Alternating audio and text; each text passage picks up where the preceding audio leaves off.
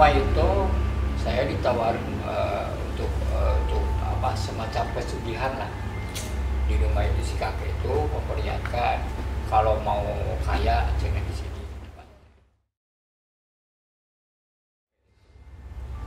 Nah, dia memperlihatkan bisa masuk rumah. Berikut yang tadi bilang itu mahkotanya. Ada beberapa dengan silsilahnya gitu. Gini, tolong sebutkan pusakanya apa aja? Pusakanya mahkotanya satu yang namanya tadi manik ayam. Ada di dalam silsilah itu dulu dipegang sama ibu batu katanya. Ibu Ratu Padayan Subanglarang ya. Setelah pengalian dari Sumedang ke Subang. Itu atributnya lain, mahkotanya dengan Sumedang dengan Subang. Ini yang muda, yang terakhir gitu mahkota. Boleh pemirsa nanti mungkin kapan-kapan apa yang disebutkan lagi ini yang disebut mahkota ini bisa kita perlihatkan lah nanti ya. Boleh. Insya Allah nanti Ki Jaya Dilaga ini mungkin nanti untuk episode berikutnya nanti kita perlihatkan mahkota yang disebut ini biar kita tahu gitu kan. Ya. Terus mungkin juga ada beberapa pusaka yang diamanahkan itu nanti kita perlihatkan lagi. Oleh kebenaran dari cerita ini kan. Boleh. Ya terus Ki? Ya itu tumbaknya ada 11 berbeda bentuk lah. Tumbaknya ada 11, kujangnya ada 9, semua dari bolong 1 sampai bolongnya ada 9. Nah, yang ke-10 itu seperti patung, seperti arca gitu, untuk manusia. Nah ini kerisnya itu ada 72. Banyak ya? Ya begitu makanya ini. Bawanya juga susah.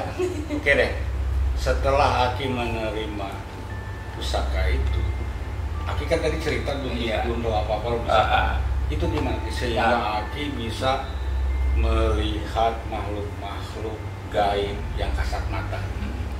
Nah, si kakek itu mengasihkan pusaka itu terutama yang diawali kayak awalnya mahkota itu dia itu kemasukan. Itu waktu umur berapa? Waktu berapa ya? 2015 menerima itu. Berarti 2015 kemarin ya. Nah, dia sama saya menerima dari si kakek itu, tolong titip pusaka ini. Pada saat itu saya tidak sadar, kayak mimpi entah kemana gitu saya, kayak tidur gitu menghilang. Setelah mungkin beberapa menit setelah saya pegang itu saya nggak sadar. Setelah saya sadar terlihat makhluk gaib dari situ. Melihat itu. Terus itu jelas kayak kalau siang hari mungkin energinya nggak itu lah, nggak begitu jelas. Cuman ya karena mungkin karena sinar matahari. Terus pengalaman Aki nih, waktu pertama nih setelah melihat makhluk kasat mata ya, makhluk gitu. Terus Aki kan ini praktisi untuk penarikan nih. Itu gimana Ki? Pertamanya Aki melakukan istilahnya perjalanan menarik barang atau pusaka atau apalah bentuknya itu gimana? Setelah Aki menerima itu, nggak lama lah, antara 2 minggu, saya pernah melihat makhluk-makhluk itu. Seperti ada ngelewat ke satu daerah, kok ada yang berdiri. Tapi Aki masih sering merasa takut gitu. Awalnya sih takut. Karena apa? Karena aneh gitu. Ada bentuknya berbeda-beda takutnya. Yang takutnya begitu. Yang bikin takut. Ada waktu ke jalan ke satu daerah, ya malam itu ada kakek-kakek. Dia kayaknya nggak terima saya lewat di sana. Saya saya deketin, dia marah seperti mau mukul saya begitu. Tapi dalam hati ada yang ngebisikin, suruh baca ini gitu, bacaan lah gitu, bacaan. Begitu saya tangan saya mau mukul, ternyata tangan saya itu keluar sinar. Terlihat saya keluar sinar yang mengikat si kakek itu. Nah, mengikat si kakek itu, lalu saya pukul, berubah dia jadi macam macam keris lah. Oh, pusaka gitu ya. Iya. Awalnya dari sana. Saya coba lagi besok begitu lagi. Sampai saat sekarang ceritanya begitu. Sampai sekarang ya. Cuman kalimat-kalimat ini nggak perlu dia hafal, sudah seperti keluar begitu saja. Iya. Terus ada mungkin cerita yang seru nih, pengalaman Aki, taruhlah bertarung lah dengan makhluk-makhluk gaib, itu gimana? Ada nggak cerita yang lebih seru lah gitu kan? Pernah itu jadi seperti pernah di Gunung Cikuray, di daerah Garut, di Gunung Cikuray ini. Aki sukanya kan suka hacking lah begitu. Suka main-main ke gunung-gunung.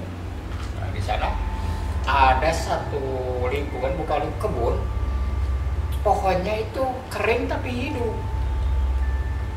Tapi di dalam berapa inilah dekat, tapi yang lainnya hijau gitu ya, cuman satu. Ada salah satu pohon yang nggak salah satu sih, nggak salah satu, ada beberapa pohon yang daunnya kering, udah warna coklat tapi hidup. Terus gimana? Nah, akhirnya cuman masuk ke situ itu perasaan itu panas. Apa penyebabnya itu hawa panas itu sehingga pohon-pohon menjadi kering. Lingkungan di sekitar itu aja. Nah, Aki masuk ke sana karena Aki sebelumnya suka lihat makhluk-makhluk itu. Dia terlihat awalnya ada 3. Itu apa yang terlihat sama? Yang terlihat seperti bertaring, matanya merah berbulu, kukunya panjang-panjang bertaring. Itu apa? Makhluk apa itu? Kalau dibilang sekarang mah jenglot, Pak. Oh, Itu jenglot ya. Ya. Ki, dari sekian banyaknya makhluk gaib, apa sih yang paling serem?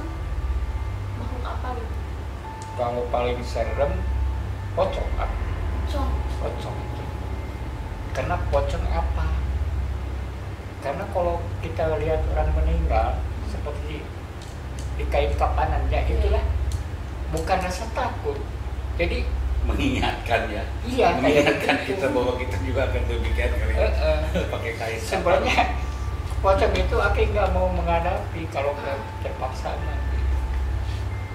Jadi takutnya begitulah, karena kita juga bakal seperti itulah, maksudnya di kain kapal.